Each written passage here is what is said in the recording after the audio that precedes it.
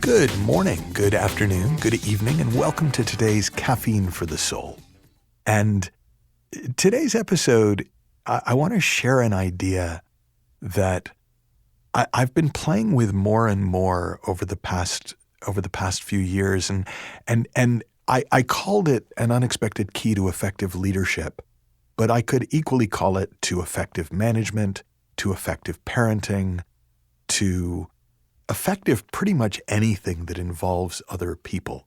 And in order to get there, let me sort of just share a couple of the more common keys that people try to use to unlock effective leadership. And one is to manage behavior. So there are whole schools of management and leadership and parenting that are pretty purely behavioral, which say, well, it doesn't really matter what people think and it doesn't really matter what they feel. What matters is what they do. So as long as you just teach them what to do and measure what they do, because what gets measured gets done, then you can effectively lead and manage people by dictating and monitoring their behavior. And sometimes that works.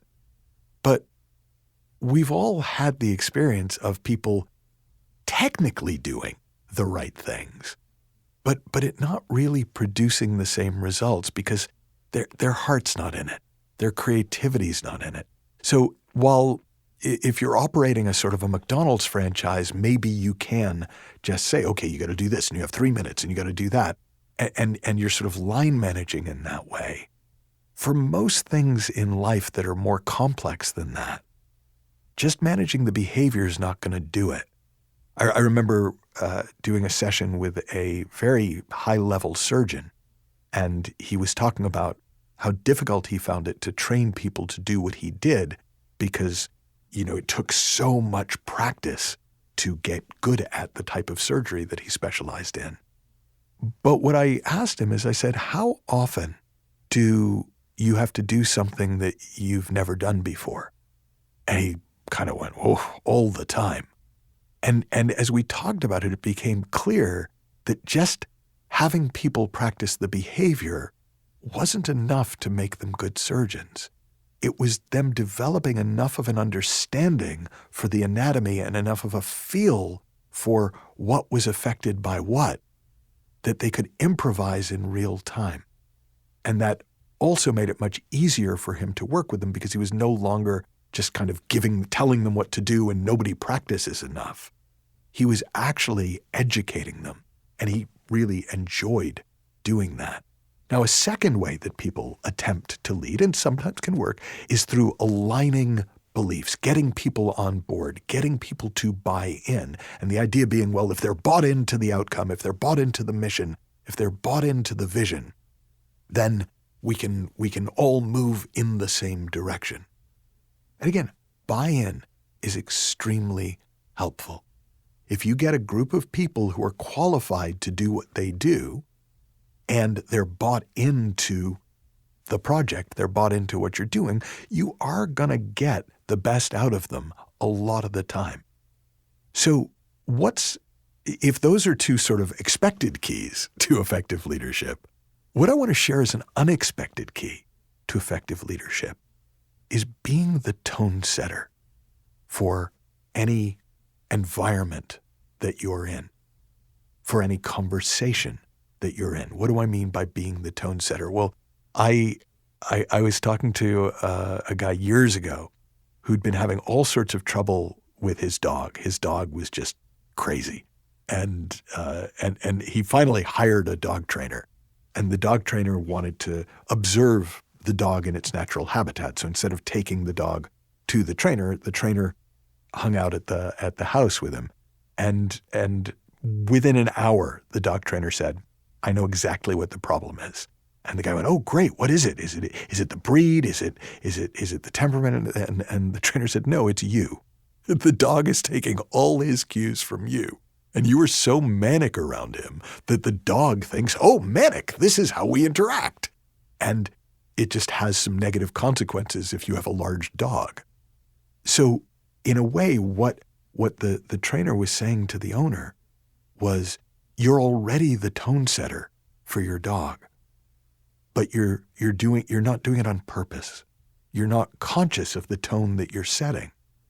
And so you're not getting the behaviors that you want. Now, if you think of it in a traditional work environment, one of the things about being the one in charge is people look to you for how to react. If you've ever been around young children or you've had young children, you'll know that very often if your kid falls down, they don't immediately have an emotional reaction. They look to you. And if you're laughing, they start laughing and giggling. And if you're all worried and upset, they start bawling.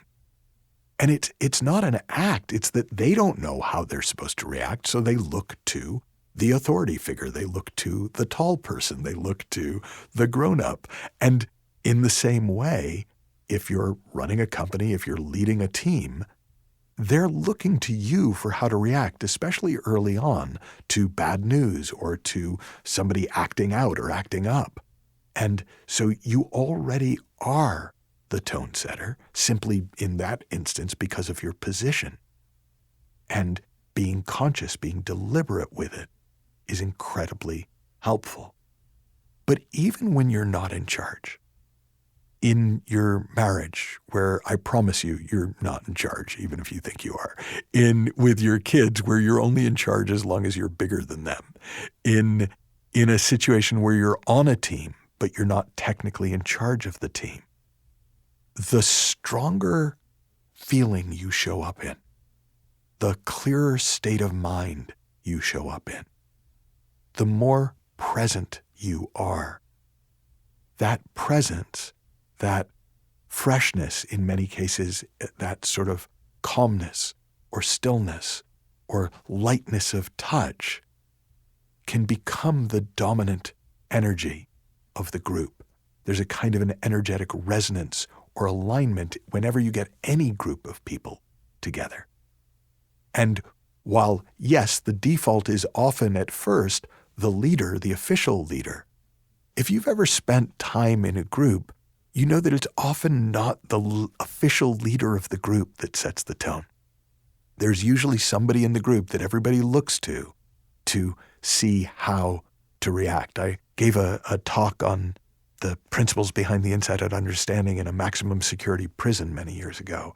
And it was fascinating because it became really obvious really quickly that it was not the group leader who'd brought me in who was the tone setter for the room, and it certainly wasn't the guards who were the tone setter for the room. There was this one inmate, and whatever was said, everyone kind of surreptitiously was looking to him to see how to react. And so part of that, we can look at all sorts of behavioral reasons for that. But if you just start paying attention, you'll notice that in any group at any time, somebody is setting the tone and everybody else is resonating to that tone.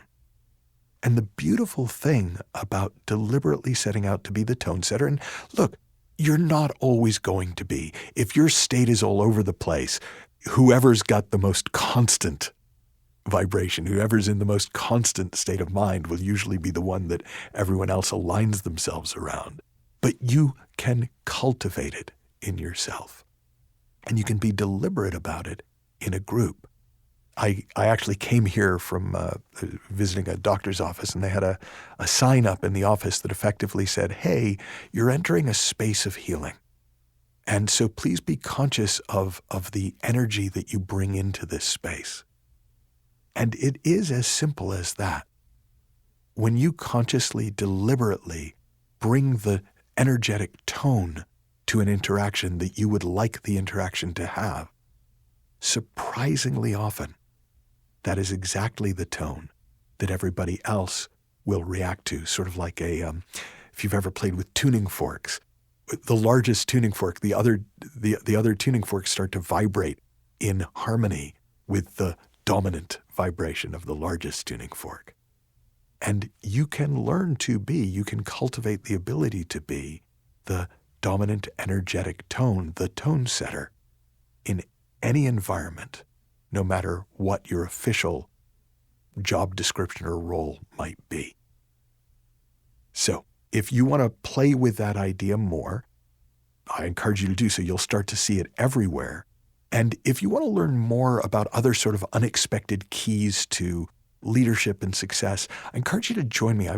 I've got a seminar coming up in London called Beyond Success. And you can learn more about it at michaelneill.org/Beyond Success. And we'll be talking about a lot of unexpected keys to being more successful and finding more joy and impact in whatever it is that you do. Until then, have fun, learn heaps, happy exploring, and I'll talk with you soon.